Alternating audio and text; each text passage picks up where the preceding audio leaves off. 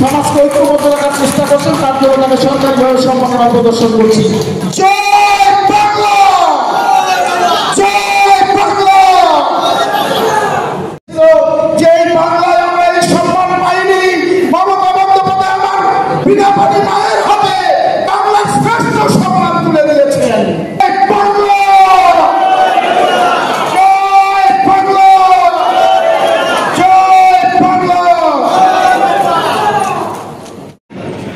দাদা উঠবে না, একটু জোরে করতালি চাই। মঙ্গলবীর প্রচলিত মধ্য দিয়ে আমাদের এই সংস্কৃতি ঐতিহ্য যার একটা আলাদা গতি আছে, এই গতিটাই চাইছি না একটা বিশেষত্ব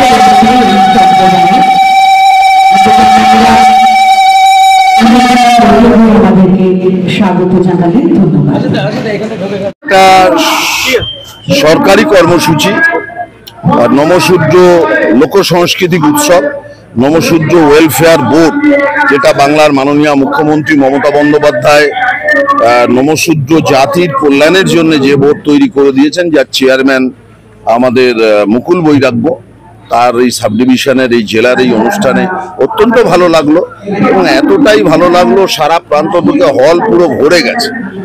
এবং আমরা জানি যে এই যে মতুয়া এবং নমশূদ্র নিয়ে বিশেষত এর আগে পশ্চিমবাংলায় যারা শাসন করেছে এবং বর্তমানে দিল্লিতে যারা শাসন করছে, তারা এই নমশূদ্র এবং মতুয়াদের জন্য কুমিরের কান্না কাঁদে। আসলে এরা কোনোদিনই মমতা বন্দ্যোপাধ্যায় ছাড়া এই মতুয়া বা নমশূদ্রের কথা কেউ আগে কখনো ভাবে। মমতা ব্যানার্জি ভেবেছেন বলে নমশূদ্র উন্নয়ন বোর্ড করেছেন, মতুয়া উন্নয়ন বোর্ড করেছেন। পাঠ্যপুস্তকে নমশূদ্র আন্দোলনের কথা মমতা বন্দ্যোপাধ্যায় বাচ্চাদের পড়ানোর ক্ষেত্রে ইতিহাসে কম্পালসারি করে দিয়েছেন। হরিচাঁদ ঠাকুরের জন্মদিনে আমাদের সারা পশ্চিমবাংলার ছুটি ঘোষণা করেছে। এছাড়াও বহুবিধ উন্নয়ন ঠাকুর বাড়িতে করেছেন। এছাড়াও জয় বাংলা জয় জোহার যে স্টাইপেন্ড সেগুলো দিয়েছেন, পড়াশুনোর ক্ষেত্রে দিচ্ছেন। আজকে সেই জন্যে আমরা এইটাকে আরো বেশি করে নাগরিকের মাধ্যমে প্রচার করা, যে মমতা বন্দ্যোপাধ্যায় সুযোগ সুবিধা থেকে নমশূদ্র জনজাতি কেউ যেন বঞ্চিত না হয়, তার জন্য আজকের এই ওয়েলফেয়ার বোর্ডের পক্ষ থেকে এই কনভেনশন বা কনফারেন্স। দেখেছি, অনেক শুনেছি। আমি আপনাকে বলি 21 সালে 77টা পেয়েছিল। এবারে বিরোধী দলের মর্যাদা পেতে গেলে 30-31টা লাগে। সেইটুকু পাবেন কিনা, লড়াইটা সেই জায়গা। 48 ঘন্টার মধ্যে দুজন, প্রথম সারির দুজন প্রধানমন্ত্রী এবং স্বরাষ্ট্রমন্ত্রী রাজ্যে, এটা কিভাবে দেখছেন?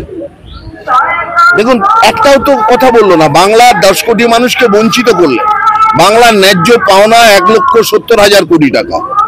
না প্রধানমন্ত্রী অমিত শাহ তার দিশা দেখিয়েছেন, না স্বরাষ্ট্রমন্ত্রী দিশা দেখিয়েছেন। যদি রাজ্যের পাওনা টাকা, অর্থাৎ সেই টাকার অংশীদার আমি, আপনি, আপনারা সবাই, সেই টাকা যদি বেশি দিতে হবে না, আমাদের পাওনা টাকা যদি দিত, তাহলে বারাসাত বিধানসভায় বা মধ্যমগ্রাম বিধানসভা, এক একটা বিধানসভা 800 কোটি টাকা পেত।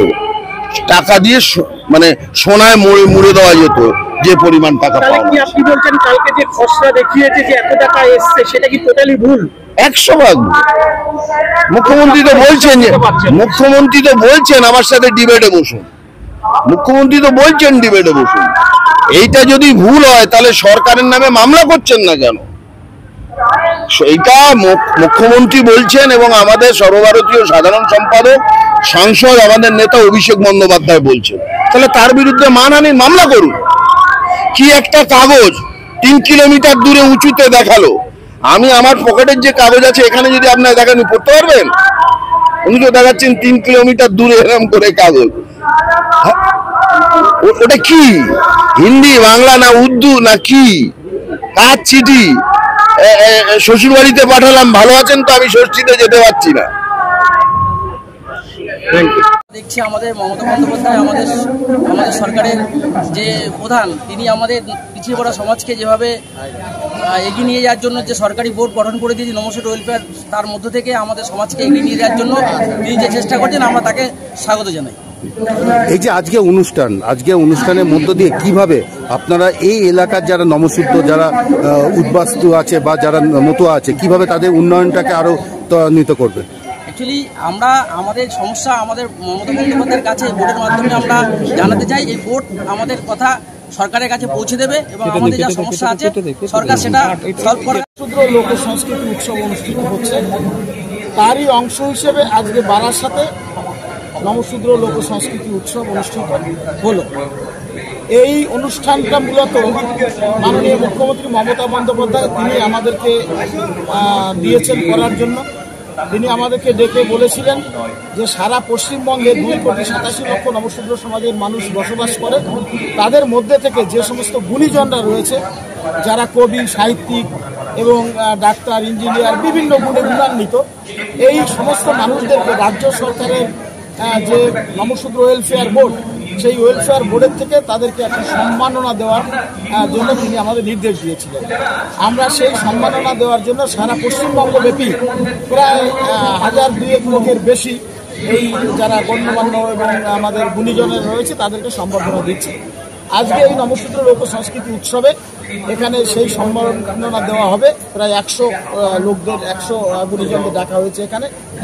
আজকের এই সম্মেলনের এই উৎসবের যে আয়োজক আমাদের অসিত হালদার, যে একদম অত্যন্ত শক্তভাবে এবং সুশৃঙ্খলভাবে এই যে অনুষ্ঠানটা সম্পন্ন করলো, সেই অসিত হালদার আমার পাশে রয়েছে আমাদের উদ্বাস্তু সমিতির প্রেসিডেন্ট ভোলাদা এবং এখানকার আরও যারা রয়েছে সবাই মিলে করলেন। তো আজকের অনুষ্ঠানে সব থেকে বেশি আমরা আনন্দিত, সেটা হচ্ছে বিধায়ক এবং উত্তর 24 পরগনা জেলার সভাধিপতি, তিনি তার নিজের কণ্ঠে গানের মাধ্যমে আমাদের এই উৎসবের উদ্বোধন আজকে তিনি করে গেলেন। এটা একটা বিরলতম ঘটনা এবং আমি মনে করি যে আমাদের পশ্চিমবঙ্গে যে সমস্ত জায়গায় এই উৎসবগুলো হচ্ছে, সেই উৎসবের মধ্যে এটা একটা বাড়তি পাওনা এবং একটা বিরাট আমাদের কাছে একটা বিরাট সাফল্য যে এখানে এরকম আমরা এই অনুষ্ঠানটা করতে পেরেছি।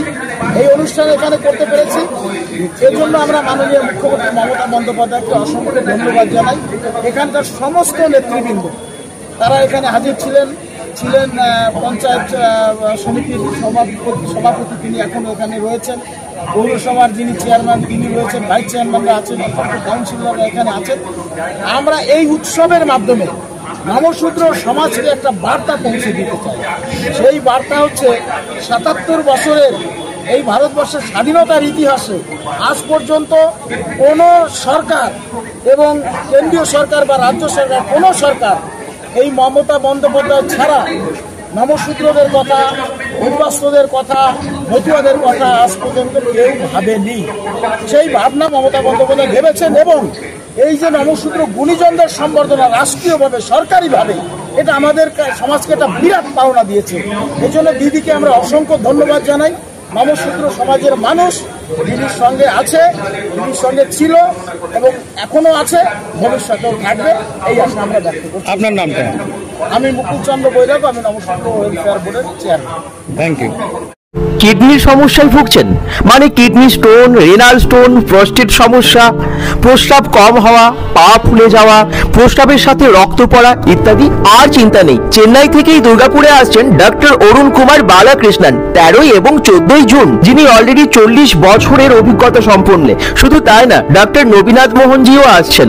আপনারা যে কোনো সমস্যার জন্য আজই যোগাযোগ করুন স্ক্রিনে দেওয়া নাম্বারে, অথবা চলে আসুন ওম ডায়াগনস্টিক সেন্টারে, যেটা আছে Durgapur city centre, Bengal Ambuja housing কমপ্লেক্সে। এখানে প্রত্যেক মাসেই ডক্টর অরুণ কুমার বালাকৃষ্ণন এসে থাকেন। তবে এই জুন মাসের জন্য আপনারা আজই ফোন করে নাম নথিভুক্ত করে নিন।